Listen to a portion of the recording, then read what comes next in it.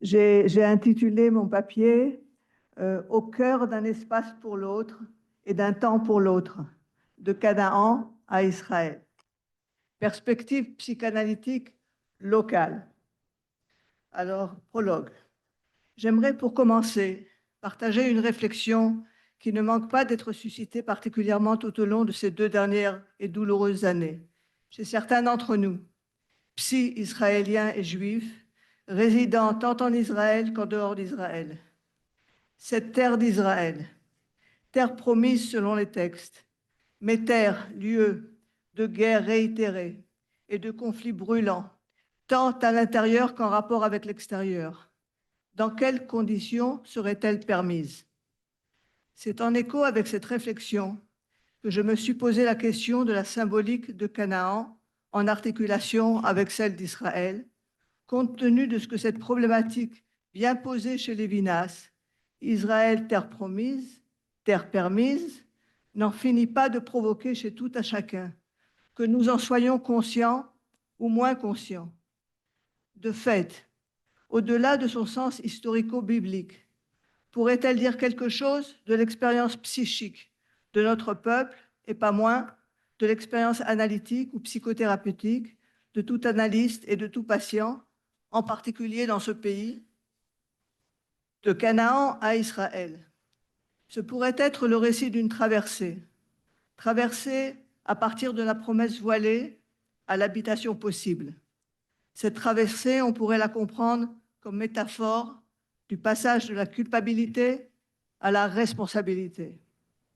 Culpabilité, quant à avoir à se battre avec les Cananéens résidant sur cette terre depuis de longues années, terre abandonnée par nos pères suite à la famine qui y sévissait alors, puis responsabilité quant au suffisamment bien-être de leurs descendants nés sur cette terre et du coup nécessairement attachés fortement à elle.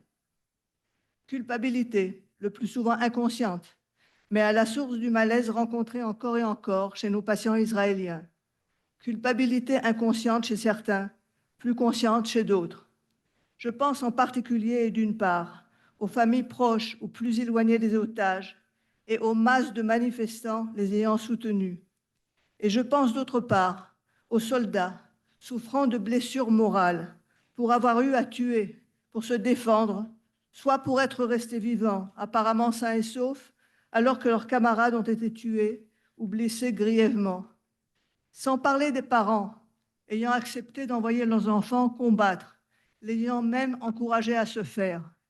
Ce dilemme infiniment présent, conscient ou préconscient, existe chez tout parent israélien, et ce, dès la naissance d'un garçon, et même au niveau de l'ultrason. Il y a des travaux qui ont été faits là-dessus. Devant prendre en considération le contexte sociopolitique dans lequel nous vivons et travaillons ici. Moi, je parle à partir d'une personne qui est ici en Israël depuis 1969. C'est le moment où moi et mon mari, nous avons fait notre alia ici. Et le fait est que nous avons affaire depuis 3 ans à une fracture douloureuse de la société israélienne. Fracture d'ailleurs qui existe aussi, je suis sûre, dans la communauté juive hors Israël. Alors, cette fracture-là, je questionne. N'est-ce pas aussi l'effet d'une culpabilité persécutrice et largement inconsciente, aux origines multiples, tant personnelles que transgénérationnelles? À savoir que ce sentiment de culpabilité est souvent en place d'un sentiment d'impuissance, impossible à métaboliser. Et Fergan Diber a parlé maintenant de précarité. Et précarité, c'est aussi impuissance. Comment se débrouiller avec ça? Ça suscite anxiété, dépression, rage. Et par conséquent, ça peut tout à fait être à l'origine de ce clivage. Chacun voulant croire qu'il ou elle détient la vérité. Il s'agit là d'une défense primitive, peu efficace, profondément déprimante, ou se manifestant par une grande irritabilité, qui ne permet pas de prendre une position authentique de responsabilité. Toute culpabilité non élaborée enferme et clive à la fois, alors que la responsabilité assumée ouvre et permet d'accueillir l'autre.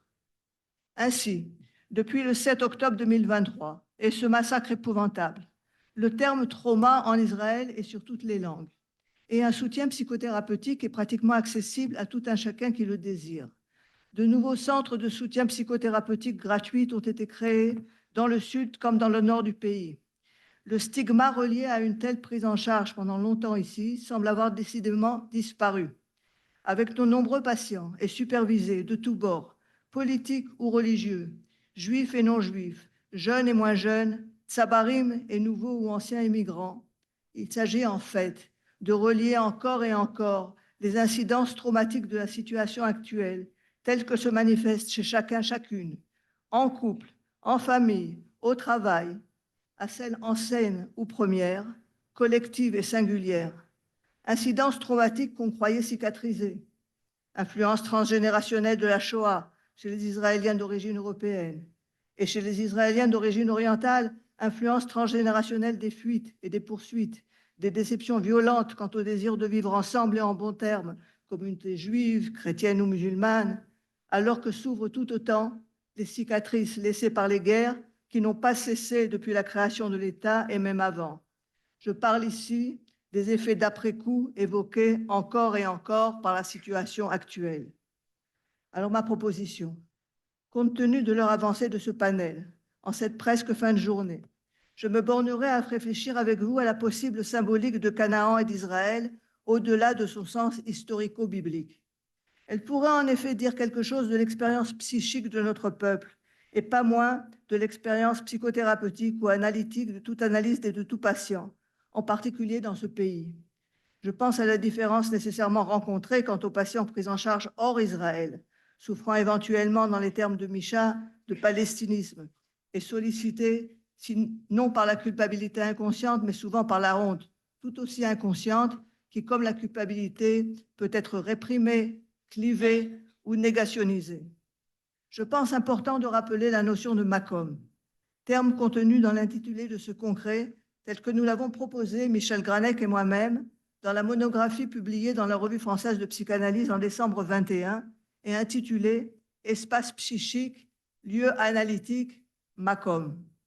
Le terme Makom, en tant que Makom psychothérapeutique, désigne pour nous un espace-temps éthique de responsabilité asymétrique et affectée pour l'autre, intrinsèque à la situation psychothérapeutique.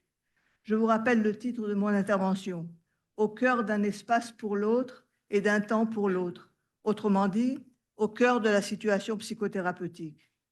Inspirés par Blanchot, Lévinas et Opnaud, nous avions suggéré qu'avec la sortie d'Égypte, après l'ordre d'aller conquérir Canaan, afin d'en faire la terre d'Israël, suivi du retour pessimiste des explorateurs, les 40 ans passés alors dans le désert pouvaient être entendus comme une métaphore du trajet psychique qui permet de se dégager des années d'humiliation et d'esclavage, les dégager de la culpabilité pour avoir voulu y retourner, ce afin de retrouver une position de responsabilité. La situation analytique devient alors le lieu où se déploie et s'accomplit cette traversée. Le Makom analytique est ainsi possibilité offerte de sortie, sortie de soi vers soi, exode donc. En tant que désert, il est énigmatique, donc séducteur et potentiellement facteur de réouverture des anciennes blessures, mais il est en même temps facteur de contenance et de maintenance. En d'autres termes, ville-refuge, pour finalement et de façon asymptotique toucher à la Jérusalem céleste, autrement dit, à la dimension commune, à notre sens, à tout être vivant, la dimension d'infini.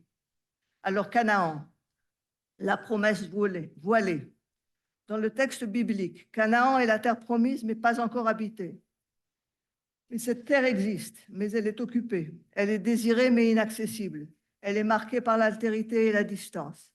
Psychiquement, Canaan pourrait désigner cet état où le sujet aspire à un accomplissement, mais reste entravé par une dette inconsciente, par une culpabilité tout aussi inconsciente, mais qui le lie au passé.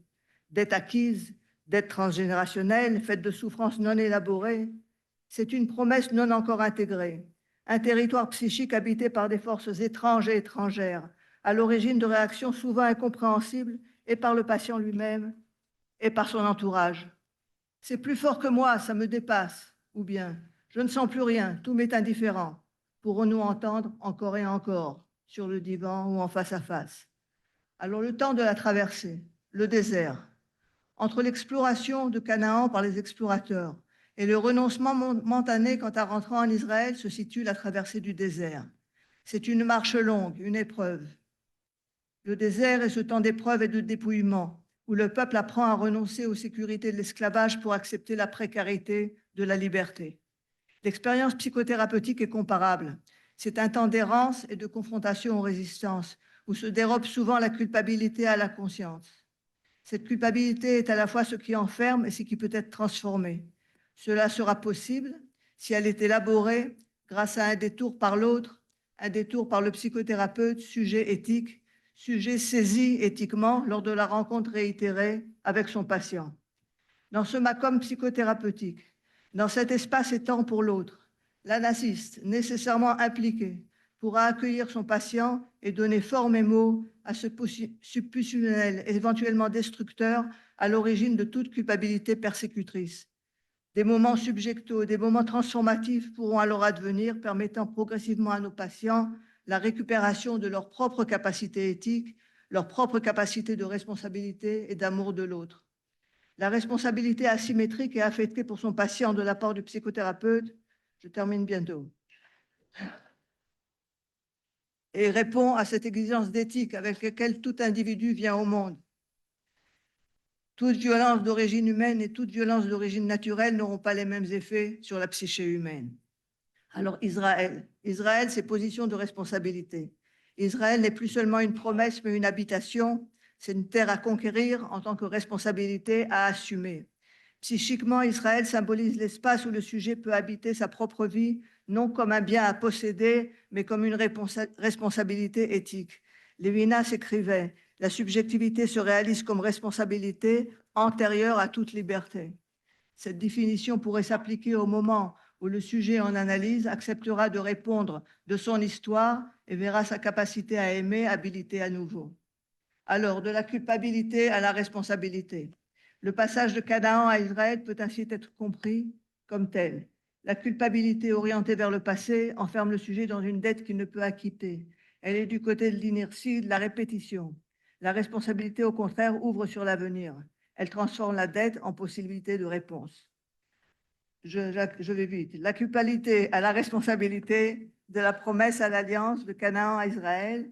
Tel est le trajet symbolique qui pourrait éclairer à la fois le texte biblique et l'expérience psychothérapeutique, car c'est peut-être là l'essentiel, transformer l'exil en habitation, la dette en responsabilité et donner au sujet la possibilité d'habiter sa propre terre intérieure.